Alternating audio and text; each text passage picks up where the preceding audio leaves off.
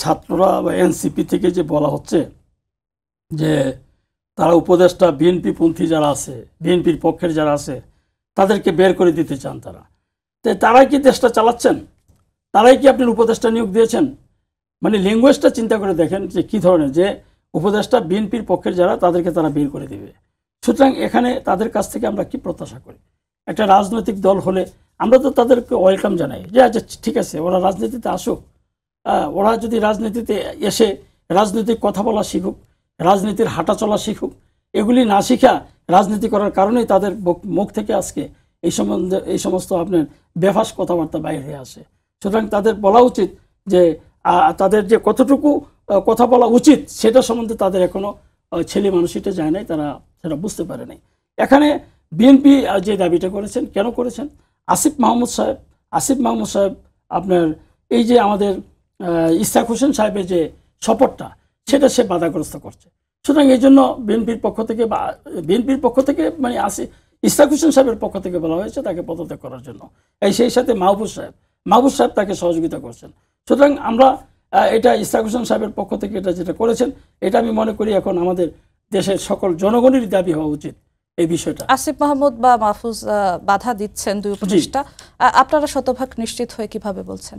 আমরা শতভাগ নিশ্চিত, এটা তো আপনার সামাজিক যোগাযোগ মাধ্যমে এবং বিভিন্ন পত্র পত্রিকা আসতেছে যে আসিফ মাহমুদ সাহেব সেখানে বাধা দিচ্ছে, এবং সে তো আপনার ওই যে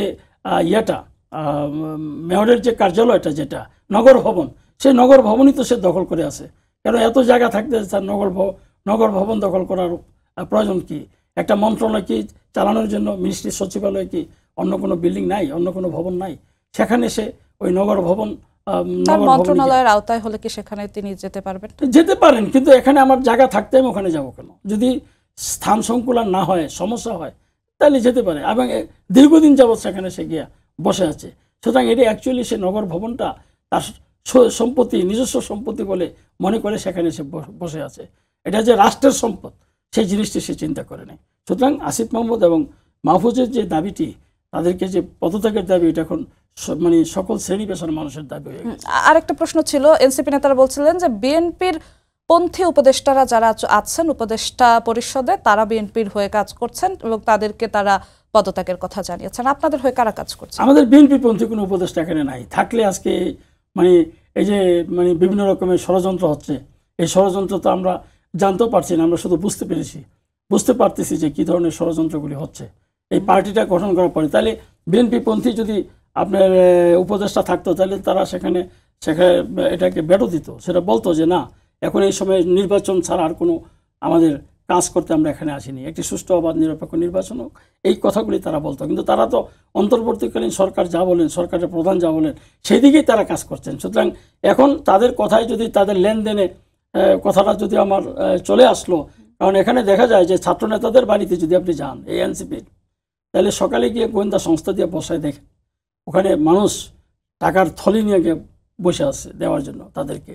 এবং এই যে একটা মজা পেয়েছেন তারা যে আসলে মানে এখান থেকে এইভাবে অবৈধভাবে আয় করা যায়, এগুলির জন্যই তারা আজকে এখন ক্ষমতার লোভ সামলাতে পারতেছে না এবং ক্ষমতায় থাকার জন্য বিভিন্ন রকমের ষড়যন্ত্রে তারা পা দিচ্ছে। কিন্তু চাঁদাবাজি বা যেই টাকার থলের কথা বললেন, সেটা তো অন্যান্য রাজনৈতিক দল বিএনপির নেতাকর্মীদের বিরুদ্ধেও এরকম অভিযোগ। বিএনপি একটা বিশাল রাজনৈতিক দল, এই রাজনৈতিক দলে হ্যাঁ 2-4টা লোক থাকতে পারে, কিন্তু সেগুলি কিন্তু আমাদের নেতা অ্যাকশনে যাচ্ছে। যেখানে যার বিরুদ্ধে কোনো অভিযোগ আছে আমাদের লিডার তারেক রহমান সাহেব সেখানে অ্যাকশনে যাচ্ছে। কিন্তু এনসিপি তো একটা বড় রাজনৈতিক দল না, মাত্র সেদিন তাদের জন্ম, এই জন্মগ্রহণের পরই যদি আজকে এই অবস্থা হয় তাদের, তাইলে তারা ভবিষ্যতে কি করবে? এটাই কিন্তু জনগণের প্রশ্ন। যারা জনগণ তাদেরকে ভালোভাবে নিয়েছিলাম, তাদেরকে আমরা সাদরে গ্রহণ করেছিলাম, তাদের পিছনে আমরা লোকবল দিয়েছি, শক্তি দিয়েছি, অর্থ সাহায্য। বিপি নূর ভাই বলেছেন যে আমরা ছাত্রদের বাসা ভাড়া দিয়েছি এবং তাবিদাওয়াল এবং ইসরাকের কাছ থেকে আমরা বাসা ভাড়া এনে এই ছাত্রদের বাসা ভাড়া দিয়েছি। আজকে একটা মেয়েকে দেখলাম একই কথা বলেছেন।